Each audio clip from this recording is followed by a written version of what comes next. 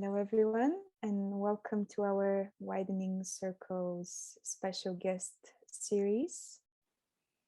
My name is Zori, and this is Maria, who's with me right now. And we'd like to speak a few words before we invite our special guest for today about the Widening Circles.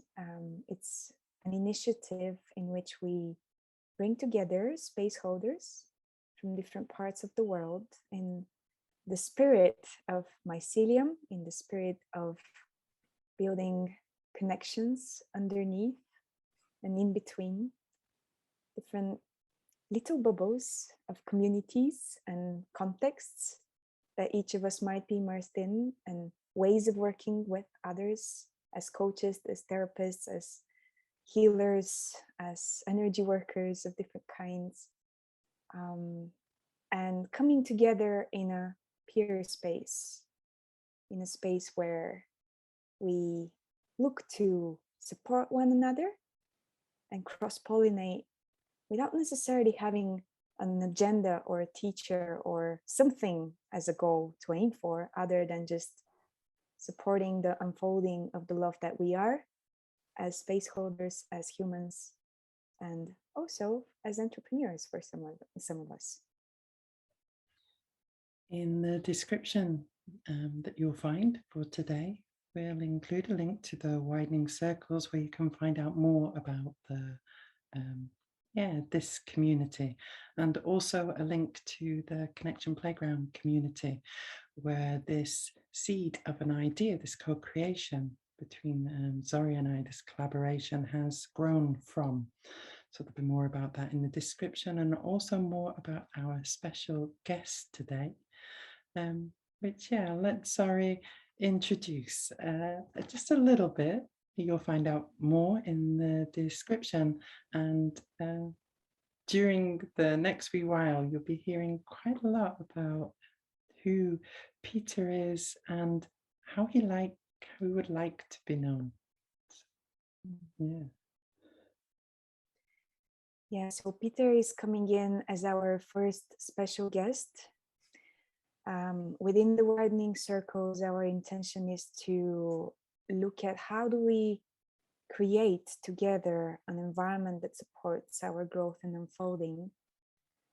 And as an element of that environment, we very much like to bring in people that inspire us, people that we regard as someone who's perhaps further down the line in mastering the mystery of holding space for others. And this is the spirit in which we have invited Peter Wrycza, who's a very experienced facilitator with over 45 years of exploring questions around deep transformation and holding space for awareness and awakening for people. And I'm going to introduce him more as we go. And right now, I just want to say that it's been such a rich conversation, especially with relation to the way he pointed to the growth that is and is not happening within us as individuals and as collective, and the relationship between the growth that is and isn't happening, and the way that got me to reflect on the way the mind likes to look at growth and likes to label growth, and the difference between that and the organic process that is unfolding underneath at all times. And many, many other juicy topics. A lot of juicy topics, including being open to the beyond, the mysterious beyond, and a lot of conversations about the light within, which is very beautiful to be with as well.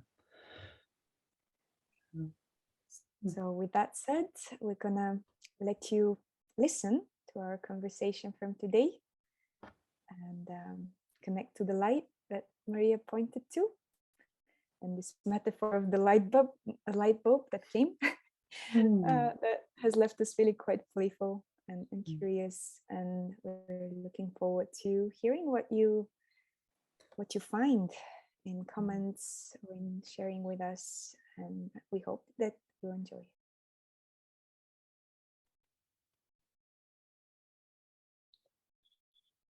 Okay, so welcome everyone. I'm feeling all jittery and excited. I can feel my heart is racing as yeah, this feels like a very special opportunity to bring Peter, who's been such a important person in my life and such an important inspiration, to meet you all. As this is, I feel this project of the Widening Circles has very much been inspired by my work with him. And as I was looking at how do I introduce Peter today, it feels a bit challenging, because although his work is very much about being, he's done so much. So Peter Wrycza is his name. I hope I pronounced that right. He's a PhD and an MCC with the International Coaching Federation. He's a person that is originally from the UK, but has lived for several decades in Bali, in Nirarta Center for Living Awareness, which he created. It's a beautiful retreat space, one of the most beautiful places I've ever been. And he's done 45 years of work in the direction of supporting the deep transformation and natural awakening of people. And as such, he is the founder of the International Academy of Deep Transformation. He is also the creator of an approach for supporting the transformation and awakening of individuals and organizations and communities that's called Conversations on the Edge of Silence. He's also created an approach for deep transformation and generative dialogue for working with people that's called repatterning, that myself and Irina, who's here, have trained in with him. And he's been a very dear friend of mine for, I think, almost 5 years now. Ever since my journey began, I remember sitting with him in a coffee shop, in Yoga Barn in Bali, where we would usually have breakfast before dance. That's how I got to know him first. I had no idea what he was doing. And we just kept on bumping into one another for breakfast. And then one day I had this crazy idea of walking to the sea. And I started walking to the sea, and it was already getting dark, and I didn't know where I was going to stay. And I ended up falling in a river that I had to cross. And I came out dripping wet in the middle of nowhere. And I was like, okay, where do I stay? Where do I go? And I'm looking at my map, and I saw the name Nirarta, which is the place where he stays. And I knew that that's the name of it, but I didn't know it was there. And so I popped up on his door. I was like, he's like, what are you doing here? And I'm like, I don't know what I'm doing here. And since then, yeah, we sat together wondering about this, and it turned out that he was making a training of all places in Bulgaria. And since that was the beginning of my coaching path, I felt like, oh, that might actually be a good idea. And I love being with Peter, and I'm so curious what he's gonna show me. And I've worked with him as a supervisor ever since. And it is my greatest pleasure and honor to introduce all of you to him, and you, Peter, to all of them, because they're all beautiful people. And it's been an honor for me and Maria to be holding this space of the Widening Circles for the last month or so. So I think I'm going to stop talking just about around here, and maybe just open up our questions and answer space with a question that we were discussing with Maria before we came here. And then any of you that is listening and is in the space today is welcome to also ask questions as they come. But the question with which I want to start with you, Peter, is... sorry. Yes? Before we jump in, I was wondering if I could just hear maybe the first name and where each person is, just to hear each person's voice for a moment. Would that be okay? Absolutely, yes. Thank you. So I'm Zori and I'm in Guatemala.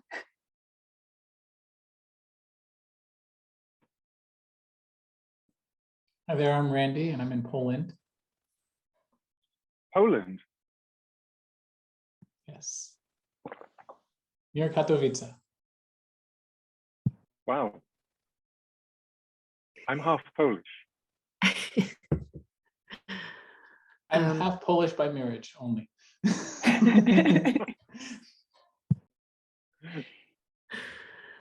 Irina, I'm in London at the moment. I can see that by the bookcases. You know. Welcome. Nando in Spain. Wonderful.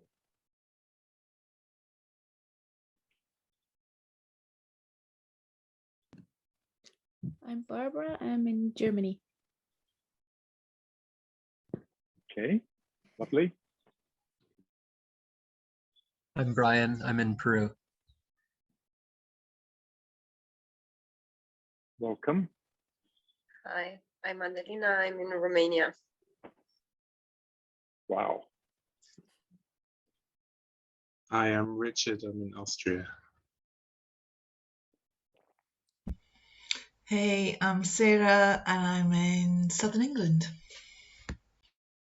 Wonderful.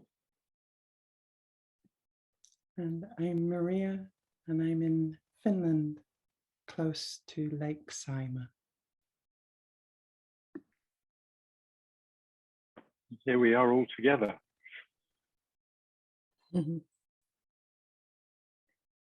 Beautiful. Thank you, Peter. The space feels more open. Thank you for suggesting this. And yeah, I'm going to go ahead with the first question. So I've shared some of the things from what you've done and what you have been contributing to. But I'm curious, how would you like to be known? Is there something I've missed? Is there something that wants to be known as we open this space of you, of your work, of your present moment? Well, your question reminds me of when I landed in the early 1990s in Santa Fe, New Mexico. And I found myself at a talk at the Arc bookshop. And there was, I think it was an English Sufi called Rashid Field. And he quoted a phrase from Rumi, as I recall. I was a hidden treasure and I longed to be known. And that phrase rather touched me.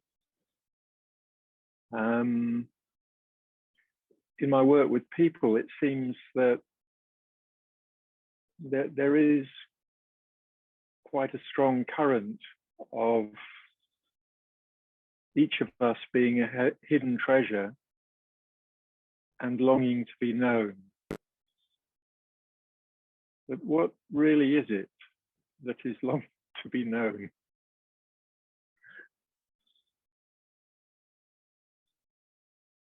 that's not so easy to answer. I enjoyed your beautiful introduction, and I found myself sort of thinking and feeling at moments, is that me? Is that him? Certainly, I couldn't have wished for a better introduction.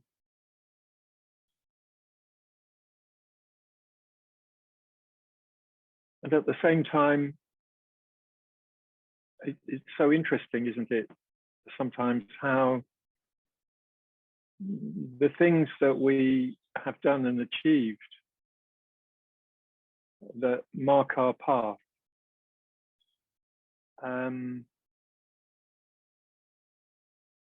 they can sometimes seem like they belong to somebody else when we look back. You know, that was then, and now is now. And there's that strange relationship between the things that we use to define ourselves on our curriculum vitae and that certain elusiveness of the self, which has a habit of escaping from all labels.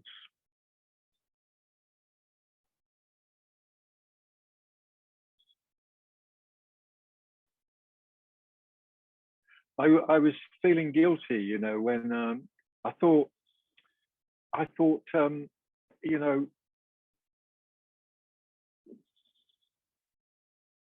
Laurie sketched this painting, you know, of a life that sounds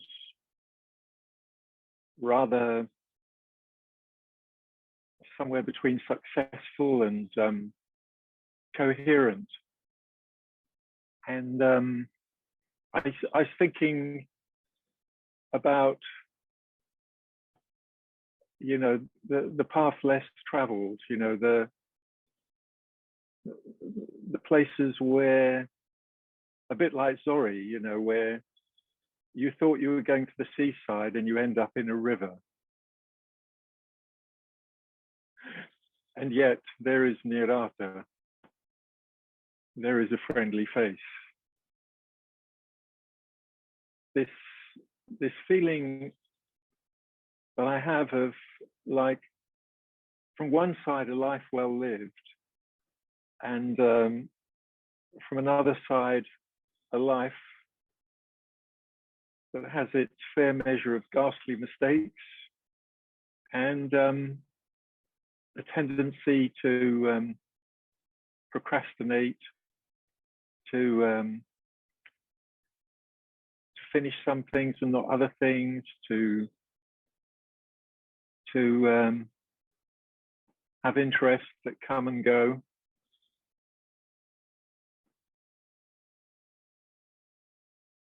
Like currently at the moment, I'm watching for the second time series 1 and 2 of Roswell, New Mexico, a science fiction series, and, you know, sometimes feeling, why am I doing this? And I feel it's important to acknowledge this way in which we have this agenda that tends to make us feel that we should be accomplishing certain things to define our goals and our, what do you call those boards? You know, the dream board, the vision board, and the sense that actually life has a deeper wisdom than some of this end-oriented, project-oriented, conscious mind coherence.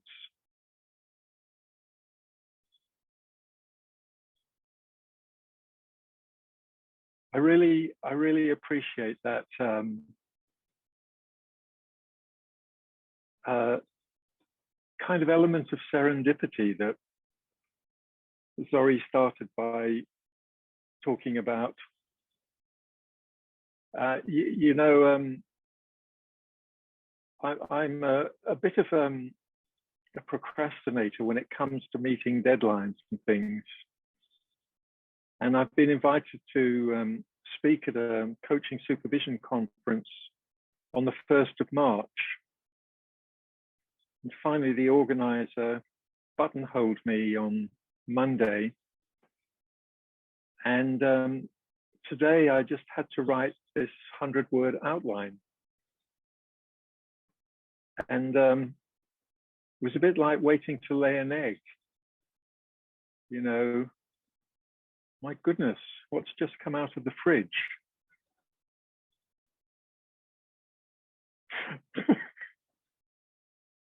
It looked like you were getting something from the fridge. How beautiful. Yeah, and then...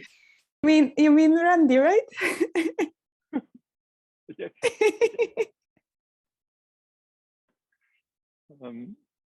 I looked in my fridge today and there wasn't one of those.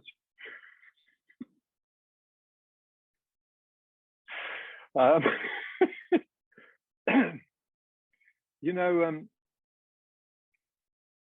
suddenly the outline came, and it seemed like there was nothing much I could do to make it come before it was ready to come. There was that strange meeting of a little bit of internal pressure and a little bit of external, I can't let them down pressure, that today it has to happen. But it took all day before the words and sentences started to form, like a gift from the sea or the river. Can you hear the river in the background? It's rainy season here, and it's slightly swollen.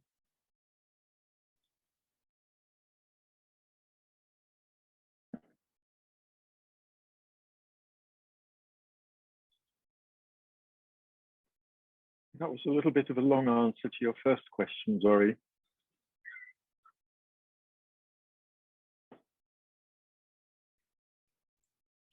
So I get that the procrastinator side of you really wants to be known.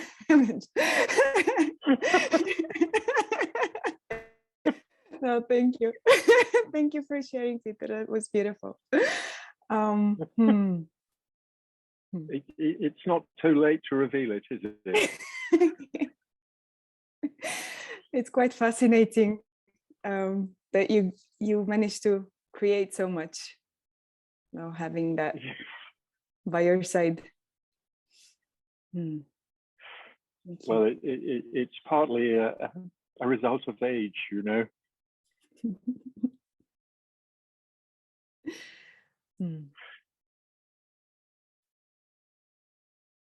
So thank you for sharing this with us. There was one more question that we had in mind with Maria.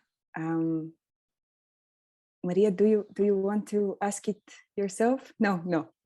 Okay, I'm gonna ask it. The question is, so the widening circles, one of the big questions from which we began was, what is an environment that supports our growth and our unfolding as space holders, as humans, as entrepreneurs, for those of us who are that. But mostly for us as humans. And I know that the conversations on the edge of silence, it was interesting as I was refreshing my mind in terms of how you define that. I was very curious to find that you spoke about them as creating the conditions for generative dialogue. So I'm curious to hear how would you go about answering this question, maybe for yourself and maybe also for the spaces, the people that you have seen. You've seen so many people, you've worked with so many people. So what would be an environment like that supports human growth and unfolding?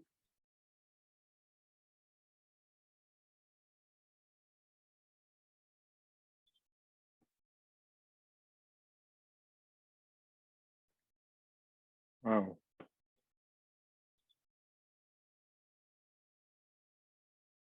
Isn't that an interesting question? And Maria says, and flourishing. And? And flourishing, says Maria. Mm-hmm.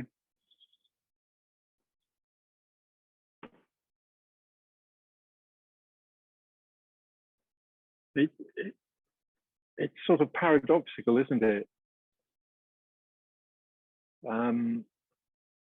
Because one would tend to think that almost any environment, in a way, is either a support or a stimulus to growth.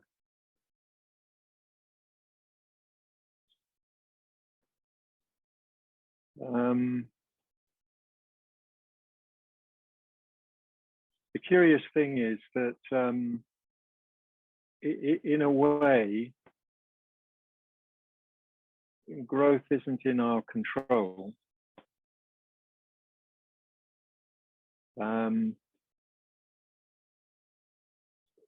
Growth is part of the nature of life, and it has its own rhythm, which is often quite slow and long.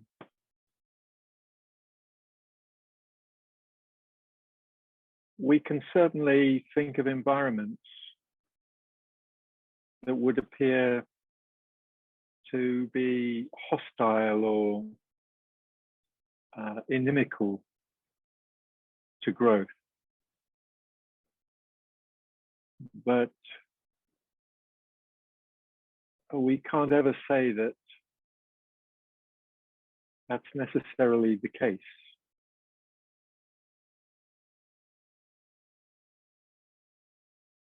And if we think of widening circles,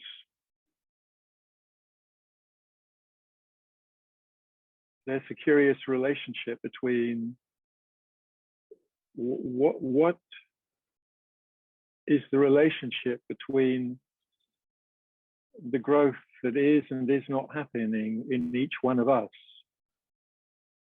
and that is and is not happening in the larger field.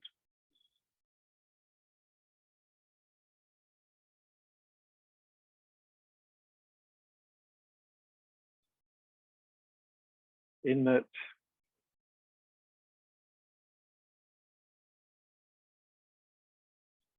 sometimes we could feel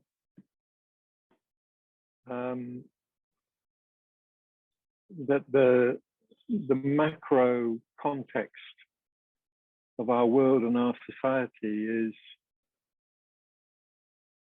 inhibiting to growth, that it's promoting patterns that perhaps often bind people in ways of thinking and being that are not always helpful to them.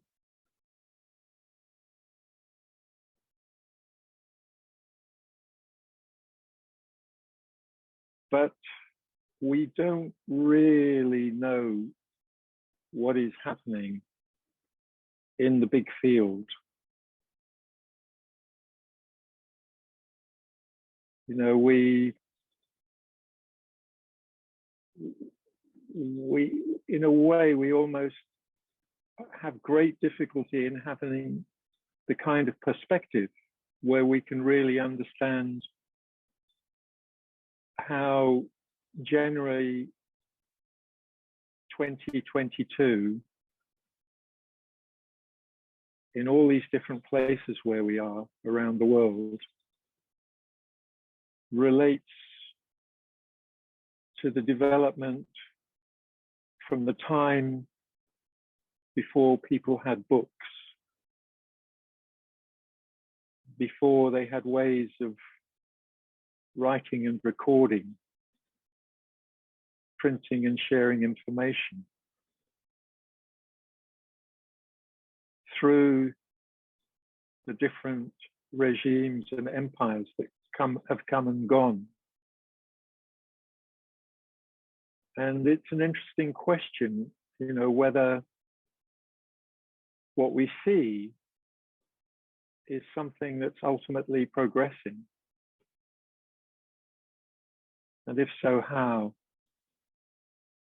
And how does the relationship between the impulses that seem to push individuals and communities forward in some sense, and the impulses that seem to hold them back or suppress them, how they relate to each other?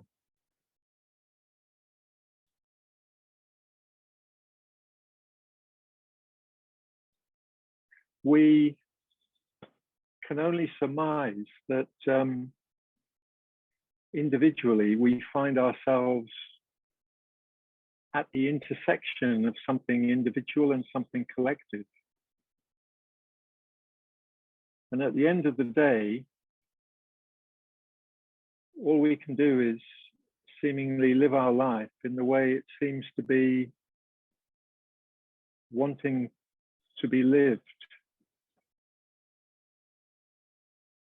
in the constraints and supports that are operational in any moment.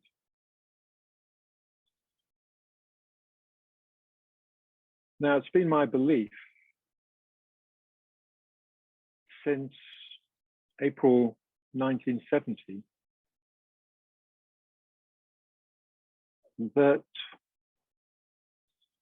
perhaps even before, but particularly April 1970, that there is a kind of surface level to life. There are deeper currents, and there is a level that's somehow beyond. And that beyond is indefinable. And yet, when we start to open to it, great things seem to happen. We have perhaps each of us some opportunities to open to that, but there are no guarantees how full, how often, or how far that unfolds in an individual life. Which is why a context like this one that you all with Zori and Maria have and are creating is so important, because it's touching that intersection of the individual and the collective in some very obvious and some very mysterious ways.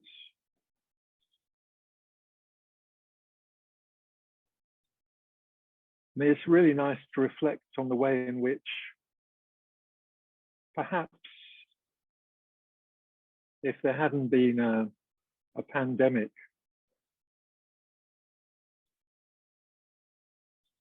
we might not have changed our habits to connect in this way. And we can only connect in this way because the time has made it possible.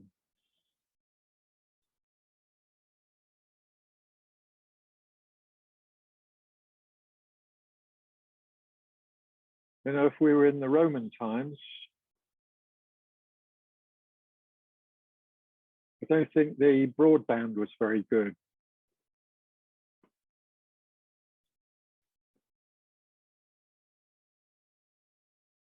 When I first came to Bali, they used to talk about the Balinese telephone.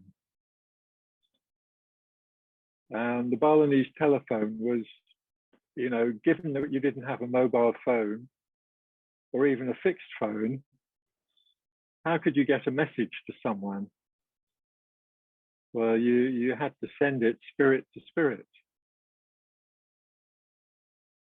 And that heart to heart, we could communicate across distances. We think we're doing it through the internet, but the internet is actually just a way in which we have some support to communicate heart to heart, being to being.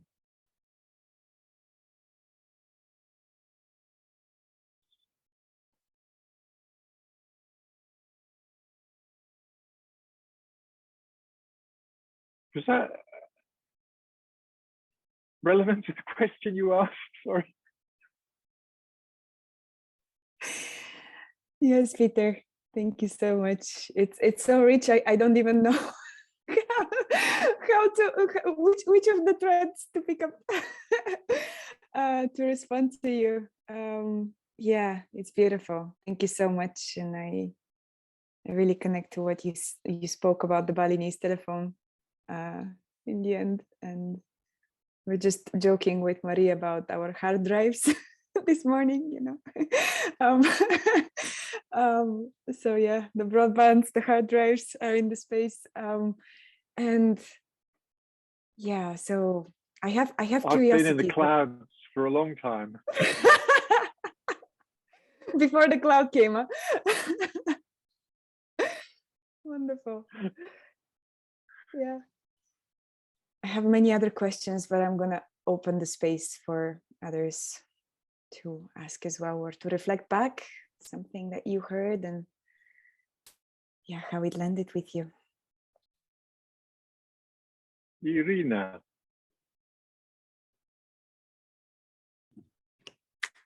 Peter. Yeah. Since just like Zori spoke,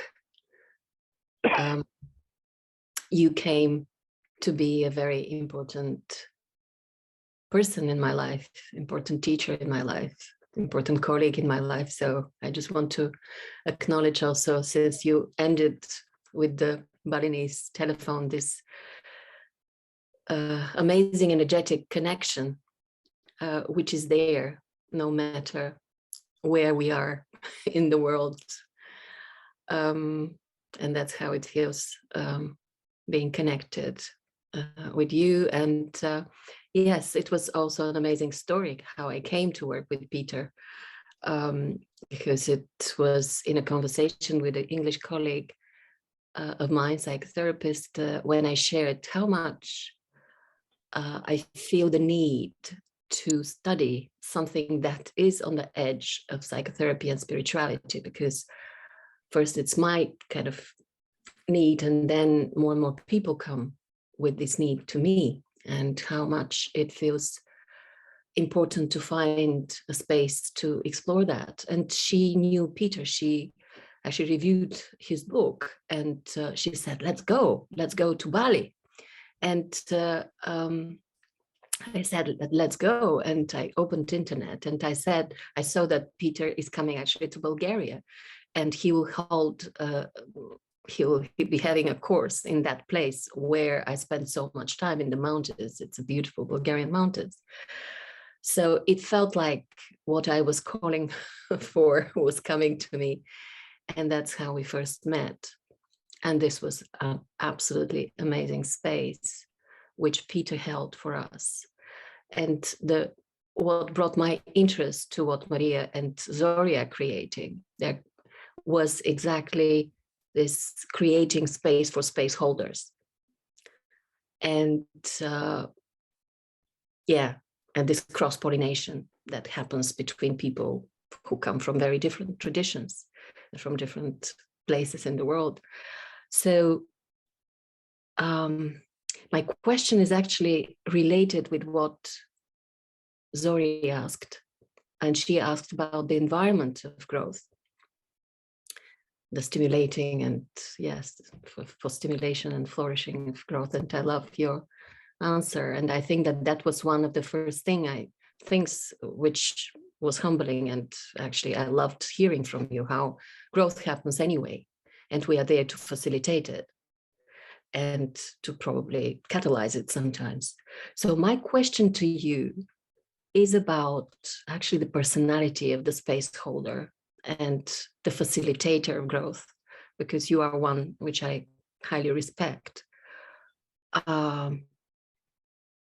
How much is it? Because it's an art, and to what extent it's an art, to what extent it's a craft. And I know it's a rhetorical question. Still, I'm interested to hear your answer, because I have witnessed so many times you actually teaching a method and then demonstrating it through something completely different. And yeah, seeing this kind of going through the dark and through the mess, and at the end there was always a rose on top. So how do you go there? It was complete mystery to me, despite you were describing the procedure and process. And yeah, and I'll stop here and really would love to hear from you about, yeah, what do you have to say about the person who is there to hold the space for others and facilitate their growth?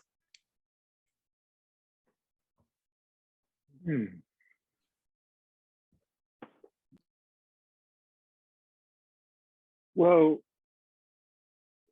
when I was growing up, we more or less had just one kind of light bulb. Well, you could say there were two brands. There was Osram and Philips, I think. But basically a light bulb was a bulb with a filament in it, and the current went through the filament until the filament broke and then shone out of the bulb.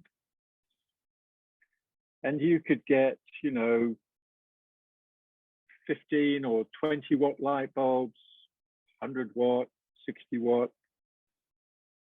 And these days, it's a lot more complicated, isn't it? Because you could still find some of those bulbs,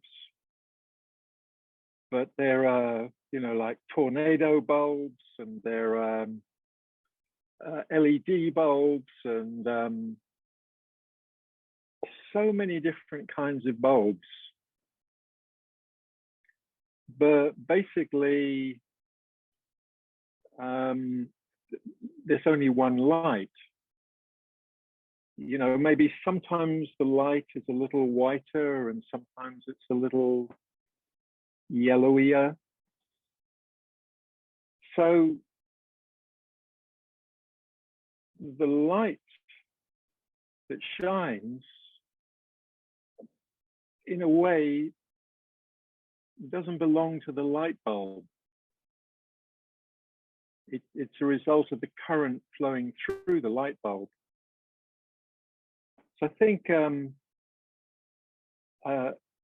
an ideal world, when we're facilitating or teaching or whatever, one wishes or would like to be more of a conduit for something to come through. Now, obviously, I'm colored and conditioned by my story, my genetic history. You know, if you talk about widening circles, I did a PhD in comparative literature, and I did a chapter on Rilke, and he was touching these things,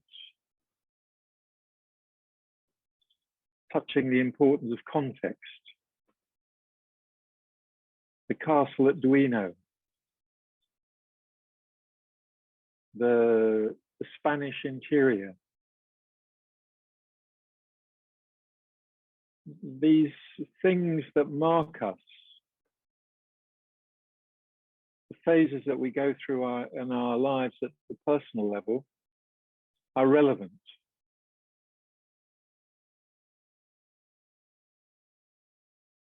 But towards the end of his life, Rilke was asking questions like, does the world space in which we dissolve taste a little bit of us? My German recollection is a little bit imperfect, but I don't know, was it Barbara? I don't know if you know it. Schmeckt die Weltraum, indem wir uns lösen, ein bisschen nach uns. Something like that. It's going to be unexpected, but I don't speak German, even though I'm in Germany. How many of you are in countries where you don't speak the language where you are properly?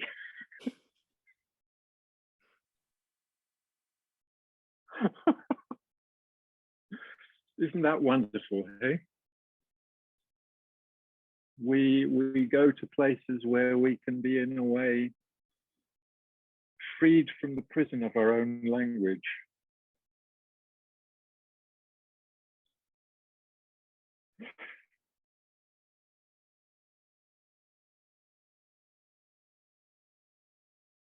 I could offer a little translation of the German, if you like. As far as I understood it, it was how does the journey now I'm having trouble translating. How does the Weltraum, the world space, right, in which we dissolve ourselves, taste a little of us? Right. So I mean, for me, speaking personally, this is a little bit the challenge. It seems that what is best in what comes out of my mouth, I don't always know, or my pen, I don't always know where it comes from. It speaks itself, it writes itself.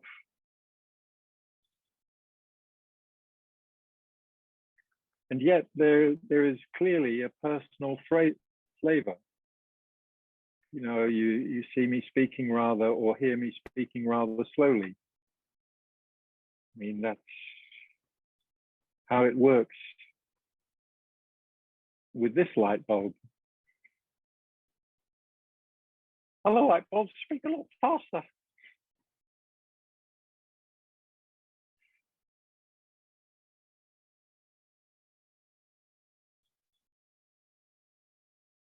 Adelina, you were breathing.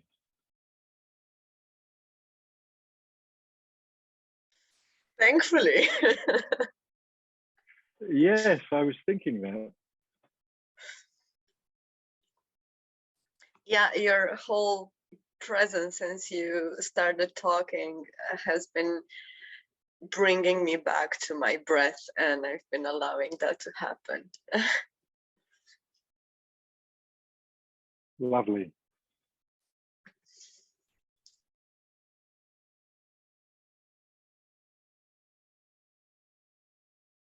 I wondered if before that sigh there was a question.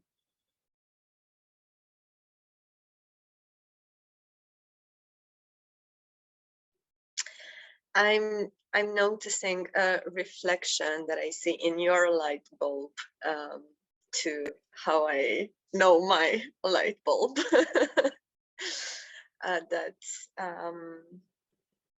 happens to go all over the place and not necessarily stick to a thread, but going somewhere.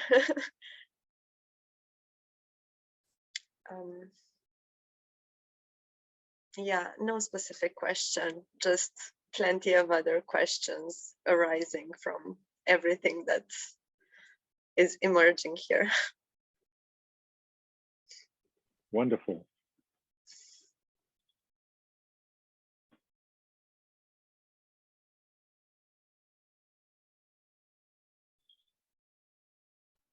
I just want to offer a reflection.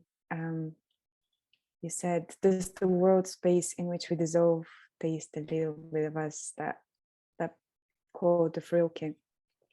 And this is just a few days ago, I was in a place where there lived an author under the name of Martin Prechtel, and he wrote these beautiful books that actually Peter pointed me to about Mayan culture. And one of the ideas that are described in one of his books is about the way in which the Mayans believe that as we come into this world, like the whole world is like a fruit, and then each of us is like a fruit as well. It's like on the tree of being or existence or cosmos, or however we might want to call it.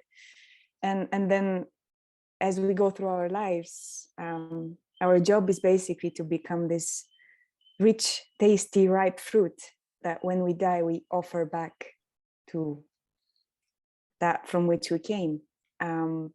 So it was really interesting to notice the link between what you shared, Peter, and this perspective on life and death that I'm currently immersed in Guatemala.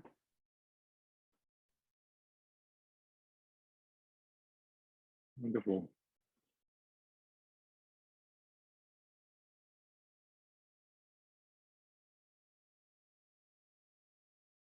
Yes. Randy. I have a follow-up question to this last one. What comes first is one of my most guiding teachings. When conditions are sufficient, there is a manifestation by the Buddha.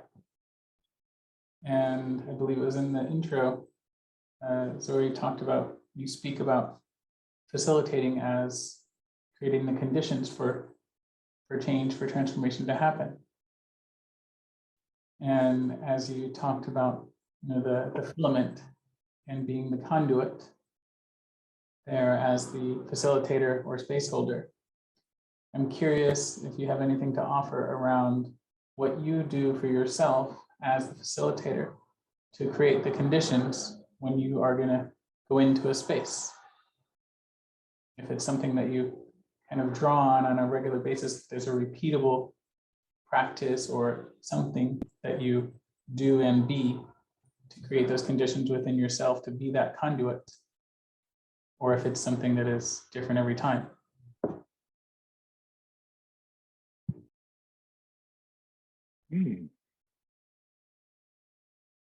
Well, I've practiced meditation twice a day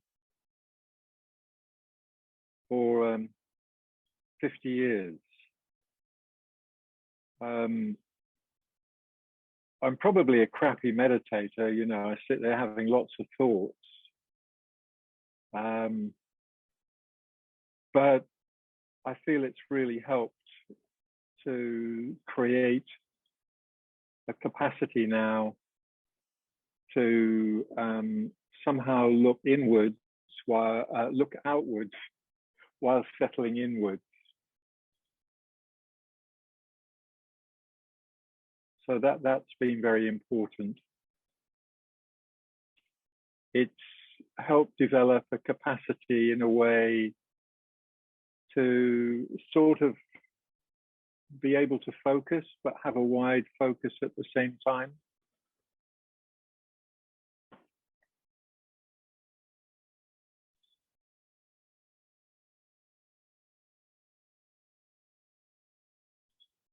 So I'm very grateful for that kind of like starting point, which came into my life at a time when I was really quite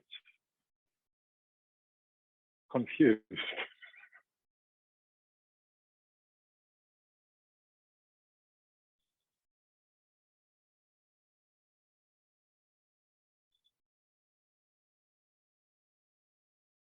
Other things I think have been helpful, like spontaneous movement in a dance.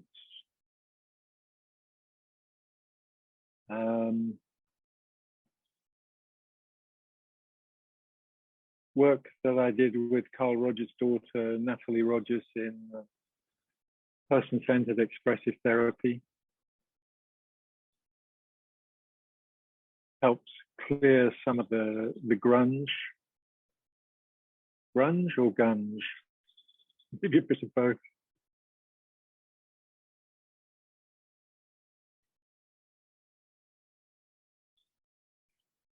And somehow there is the acknowledgement and the willingness to receive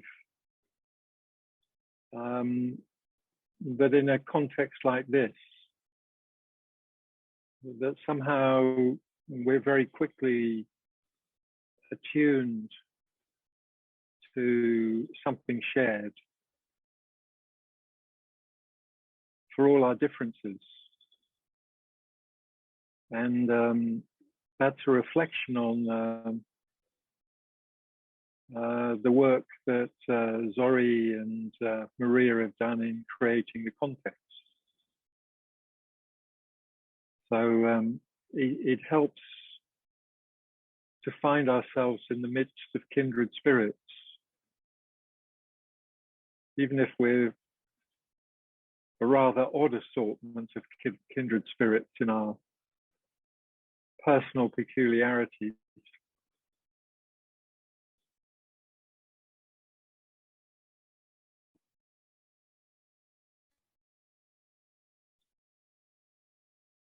Thank you, Peter. That was beautiful. We have time for just one more question. So I think Maria is unmuted. Can You're a bit faint, sorry. Oh. I was going to offer exactly the same for our peculiar and beautiful bodies to take a rest soon from the screen and being together in this way. But Sarah's got a question bubbling for you, Peter, I think so. Oh, she's looking through my mind, huh? She's like that. And there's something magical that happens in these spaces. I realise I've seen this many times. I'm very appreciative as the wriggly bottomed one that I feel, and the olderness of me now, that I'm not going to get so upset about being a wriggly bottom. It is the way I am, and I welcome it. And I just wanted to, I like to speak, so I wanted to join in because you've just echoed a question that came up last time I was in this space, which was, how do you nourish the empath? decided that we're probably all empaths. And what's the nourishment that this empath needs? I come from a spirit of play. I need this. Somebody sent me a thing recently that, you know, that 10,000 hours to repeat something and then you become an expert. They said you don't have to do it 10 or 20 times if you do it in play. Yippee! I thought, because I'm a latecomer as well to recognising how and who I would like to occupy as I travel through what remains in this path. So I'm interested in your list, and since that question came up, it's a list on my page, I've written it down. I wonder what else for both for you, Peter, and for all of us. So we have we wise beings know about the breath and the movement and the playfulness and nature. And is there something else? We don't know. Well, what's the expression? Whatever floats your boat.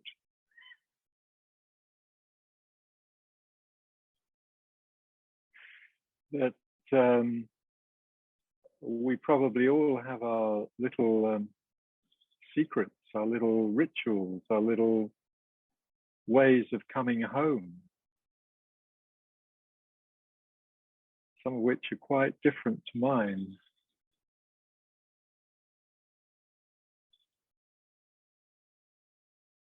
Wriggling is quite a good one.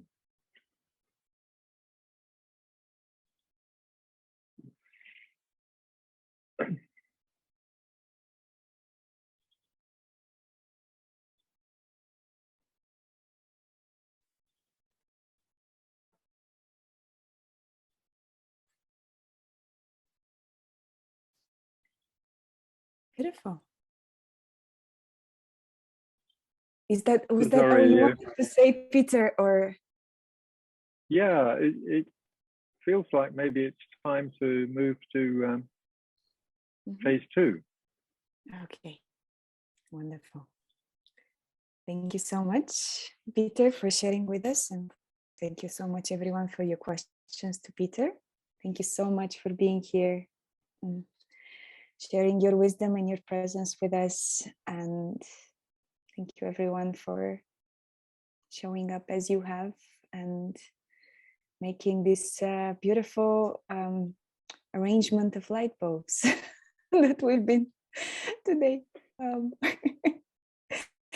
And yeah, if you're interested in Peter's work and finding out more, I'm going to send the link to his website, and so that you can see if there's anything else that he's doing that you might be interested in. And yeah, and I hope that our paths cross again in this collective form. Thank you so much, Peter, for being with us, and thank you everyone for coming and sharing your presence and your questions, and looking forward to seeing you again.